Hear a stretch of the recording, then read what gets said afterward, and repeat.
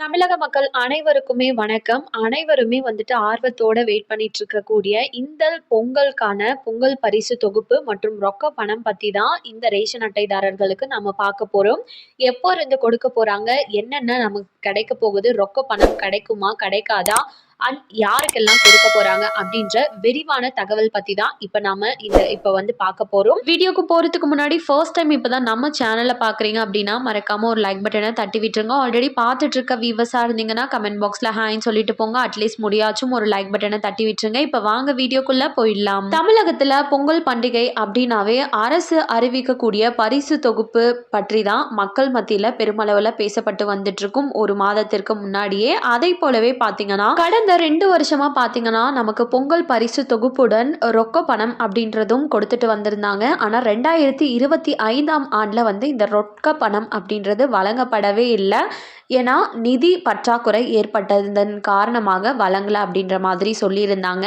ஆனா இந்த 2026ஆம் ஆண்டு தேர்தல் நடக்க இருக்கக்கூடிய நிலையில சில முக்கியமான அறிவிப்புகளும் ரொக்க பணம் பற்றின விஷயமும் வெளியாயிருக்கு. நமக்கு கம்பல்சரி பாத்தீங்கன்னா ரேஷன் அட்டை அரிசி குடும்ப அட்டைதாரர்களுக்கு 1 கிலோ பச்சரிசி, 1 கிலோ சர்க்கரை, ஒரு முழு கரும்பு, இலவச வேட்டி சேலை, இது கூடவே பார்த்தோம்னா நமக்கு இந்த மல்லிகை பொருட்களான முந்திரி, திராட்சை இந்த மாதிரியான பொருட்களும் கொடுக்க போறதா தகவல் கம்பல்சரி வெளியாயிருக்கு. புதிய அறிவிப்பா அதுவுமே ஜனவரி 7ஆம் தேதி முதலே இது தொடக்கம் செஞ்சிருவாங்க.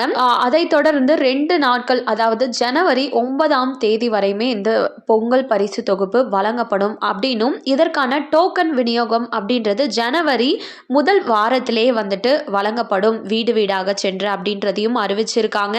இது கூடவே அந்த ரொக்க பணம் கொடுக்கறத பத்தின தகவல் வரும்போது பாத்தீங்கன்னா நம்மளுக்கு கம்பல்சரி 3000 ரூபாய் கிடைக்குமா அப்படின்றது டவுட்டா தான் இருக்கு. அதை பற்றின ஆலோசனைகள் போயிட்டு இருக்கிறதா தகவல் வெளியாயிருக்கு.